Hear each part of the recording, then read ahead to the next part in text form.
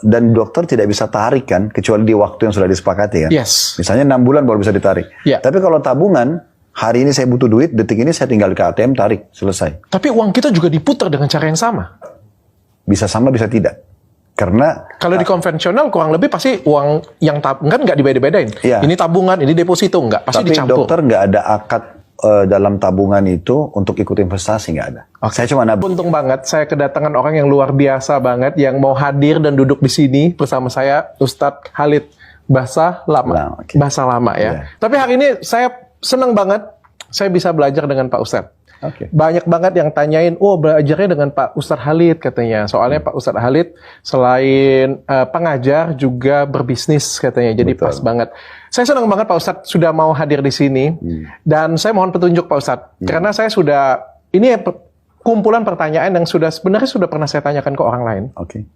Tapi saya belum mendapatkan jawaban yang pas menurut saya Pak Ustadz. Jadi saya pengen tanya dengan Pak Ustadz. Langsung aja kita mulai Pak Ustadz ya. Boleh. Silakan. Pak Ustadz, ini soal riba Pak Ustadz. Apa sih yang dimaksud dengan riba Pak Ustadz? Oke. Riba itu secara etimologi, bahasa tambahan.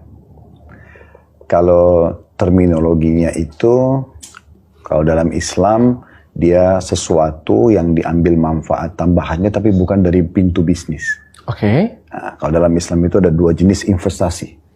Ada investasi yang boleh seseorang itu mengambil keuntungan.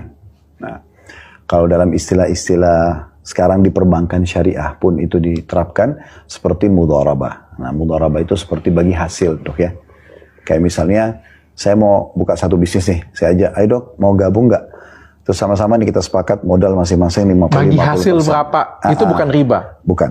Itu bukan riba, itu namanya bisnis ya? Ya, Okay. 50-50% misalnya karena modal memang 50-50%. Oke. Untung bagi 50-50%, rugi juga sama-sama nanggung 50-50%. Itu namanya mudharabah. Atau murabaha. Murabaha itu seperti beli putus, dok. Kayak misal saya ini mau beli rumah tapi saya nggak ada duit. Saya bilang, dok bisa nggak beliin saya rumah ini? Misalnya harganya 5 miliar. Oke. Dokter bilang sama saya, oke, saya bayarin, tapi saya jual sama kamu 6 miliar ya. Itu kan ngambil untung? Iya, tapi kan jelas dari awal, ini jual beli. Oke. Dokter beliin saya rumah itu dengan 5 miliar, terus jual ke saya 6 miliar. Oke.